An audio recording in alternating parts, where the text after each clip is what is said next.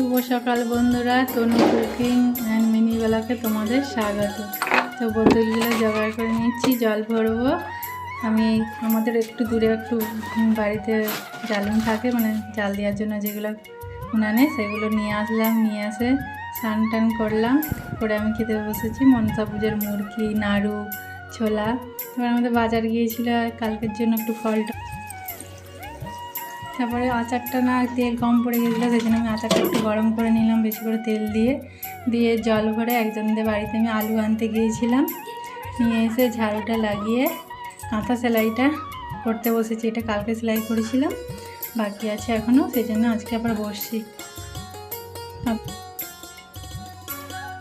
কাঁথা সেলাই করতে করতে ভাতটা বসিয়ে দেবো, কেননা আজকে কিছু সেরকম রান্না করবো না, সেদ্ধ ভাত হবে শুধু। তো আলু সেদ্ধ আর ভাতটা